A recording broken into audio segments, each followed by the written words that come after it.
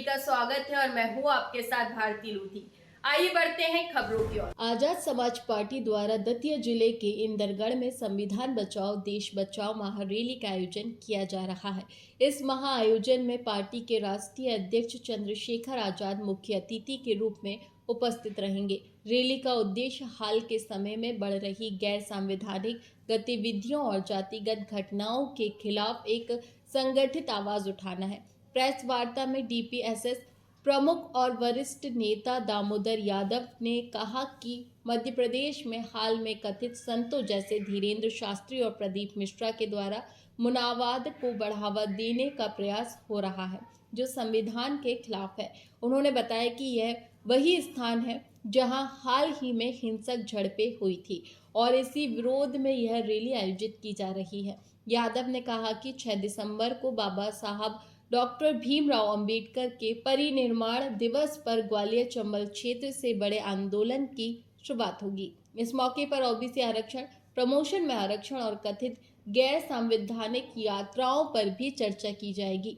यादव ने आईएएस संतोष वर्मा के विवादित बयान पर प्रतिक्रिया देते हुए कहा कि समाज में प्रेम, विवाह और सम्मान का मुद्दा व्यक्तिगत है। साथ ही कांग्रेस पर हमला करते हुए कहा कि यह बाबा साहेब की प्रतिमा के मुद्दे पर चुप रही और आरक्षण विरोधी है। यह रैली संविधान और समाज के खिलाफ हो रही है। इन गतिविधियों के खिलाफ एक बड़े संघर्ष का संकेत है।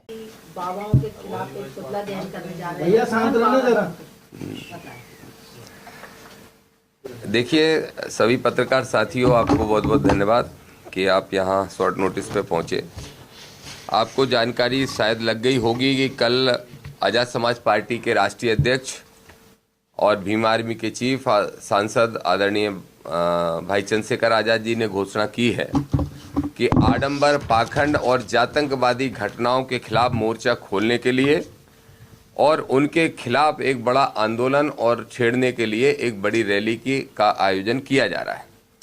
आदरणीय भाई चंद्रशेखर आजाद जी और भीम आर्मी के अध्यक्ष भाई विनय रतन जी, भाई राष्ट्रीय महासचिव एएसपी के रविंद्र भाटी जी और हमारे सारे साथी नेता आगामी 6 तारीख को 6 दिसंबर को बाबा साहब डॉक्टर भीमराव अंबेडकर के परिनिर्वाण दिवस के अवसर पर मध्य प्रदेश की धरती पर एक बड़ा आगाज करने जा रहे हैं आडंबर, पाखंड और जातंकवाद के खिलाफ। दतिया जिले की इंदरगढ़ नगर के अंदर एक बड़ी रैली हम करेंगे जिसमें लाखों की संख्या में लोग एकत्रित होंगे। पूरे मध्य प्रदेश से लोग आएंगे और उस दिन हम इस सरकार को चेतावनी दे के ये कहेंगे कि चाहे धीरेन्द्र शास्त्री की गैर संवैधानिक यात्राएं हों, चाहे ये मिश्रा जो है कि प्रदीप मिश्रा जो संविधान को खत्म करने की बात करते हों, चाहे वो रामभद्राचार्य जो महिलाओं के खिलाफ अभद्र टिप्पणी करते हुए कह रहे हैं कि वंडरफुल इंस्ट्रूमेंट फॉर एंजॉयमेंट, ये वाइफ का फुल फॉर्म है। उनके चेला धीरेन्द्र शास्त्री कह रहे हैं कि चच्ची तो 30-30 पैदा करती हैं, तो हिंदुओं तुम भी 4-4 पैदा कर लो।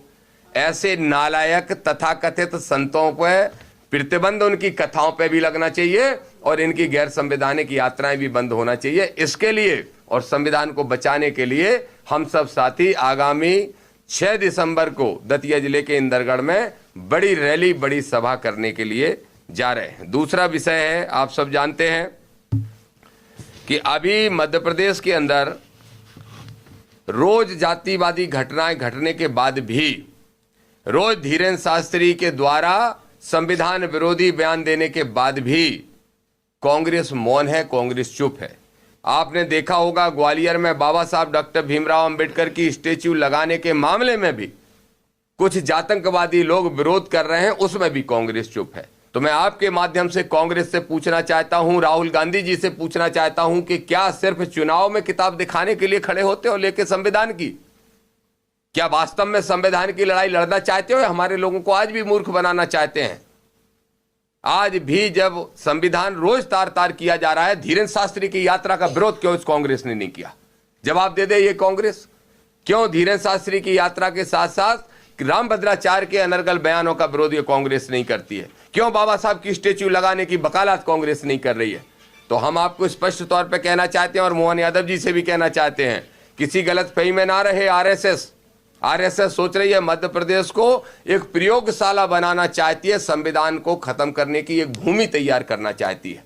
लेकिन दामोदर यादव जिंदा है, हमारा एक एक साथी जिंदा है, हमारे भाई चंद्रशेखर आजाद और एक एक आजाद समाज पार्टी भीम आर्मी का साथी, हमारे ओबीसी संगठन के साथी, दलित पिछड़ा समाज संगठन के साथी सब लड़ाई लड़ेंगे, पर बाबा साहब के द्वारा लिखे हुए संविधान को, पवित्र ग्रंथ को आंच नहीं आने देंगे। यही बताने के लिए आज आप सबके बीच में मैं पहुंचा हूं। आप सबको बहुत बहुत धन्यवाद। भाई साहब, संतोष वर्मा के बयान को आप कैसे देखते हैं? देखिए, मैं ऐसा मानता हूं कि संतोष वर्मा ने, आईएएस ने जो बयान दिया है, मैं ये मानता हूं कि उनके मुंह से निकले हुए शब्द गलत हैं। मैं ये मानता हूं, और मैं ये भी मानता हूं कि शादी विवाह बहुत निजी विषय होता है किसी के भी जीवन में। अगर संतोष वर्मा ये कहना चाहते थे कि रोटी के साथ बेटी का व्यवहार ही हो तब समरसता आएगी, तो मैं सहमत हूं। लेकिन जिस तरीके के शब्द उनके मुंह से निकले, उनको कहीं ना कहीं महिलाओं के अपमान से और एक जाति विशेष के अपमान से जोड़ा गया है, उससे मैं सहमत नहीं हूं। लेकिन फिर भी मैं कहूंगा कि संतोष वर्मा ने अगर क्षमा मांग ली, खेद प्रकट कर दिया, तो मामले को खत्म कर देना चाहिए। नहीं तो इस तरह के मामले एक दिन जाके समाज में वर्ग संघर्ष की स्थिति को पैदा करते हैं। तो मेरी सलाह है सभी संविधानवादी साथियों से कि अब इस मामले को समाप्त कर दें, और मैं संतोष वर्मा को भी कहूंगा कि तत्काल प्रभाव से अपने शब्दों के लिए सार्वजनिक रूप से पूरी मीडिया को बुला के क्षमा मांगने का काम करें। फिलहाल के लिए इस खास खबर में इतना ही। देश विदेश की तमाम बड़ी खबरों को जानने के लिए देखते रहें हेडलाइन 24 न्यूज। नमस्कार।